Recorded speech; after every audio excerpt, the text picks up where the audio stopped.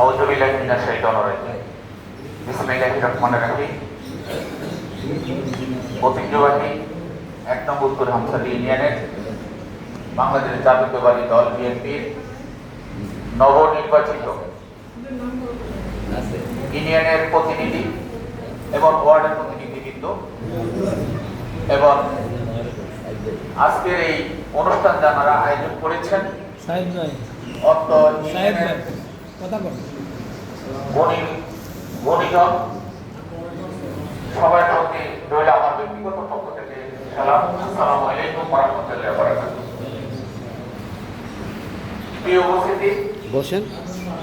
এখানে যারা পুরনো বিএনপি আছেন, আপনাদের সাংগঠনিক সেক্রেটারি, সভাপতি বা আপনাদের রহিম ভাই, মাসিদ ভাই এবং এখানে অনেকে আছে, যে ওনাদের সাথে আমার বহুবার দেখা, কারণ আমি আমার রাজনীতিটা হলো আমার নেশা।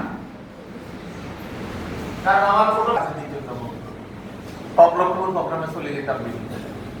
আমি আজকে বক্তব্য না পারি আমার রাজনীতি। আমি 1988 সালে দালালবাজার এক উচ্চ বিদ্যালয়ের ছাত্র দলের সভাপতি নির্বাচিত হই।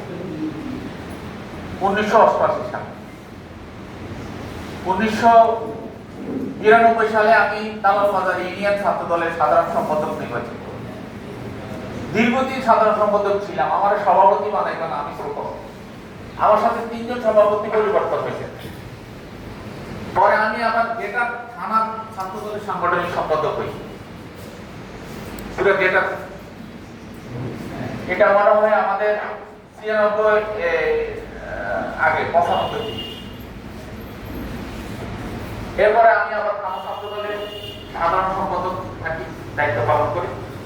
আমার থানা ছাত্র দলের আমি দীর্ঘদিন ছিলাম। আমার সভাপতি দায়িত্ব আমি পালন করেছি। সভাপতি দায়িত্ব পালন করার অবস্থায় আমি লক্ষ্মীপুর জেলা ছাত্র দলের আহ্বায়ক কমিটির যুগ্ম আহ্বায়ক হই। 2002 সালে আমি সম্মেলনে ভোটের মাধ্যমে নির্বাচিত, আমি সাধারণ সম্পাদক নির্বাচিত।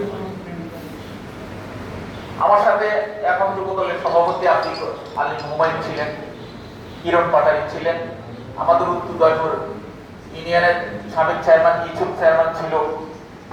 ওনারা আমার সাথে প্রার্থী ছিলেন। আমি সেখানে ভোটের মাধ্যমে নির্বাচিত।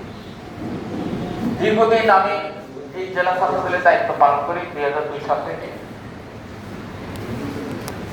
এরপরে আমার ছাত্র দল শেষ।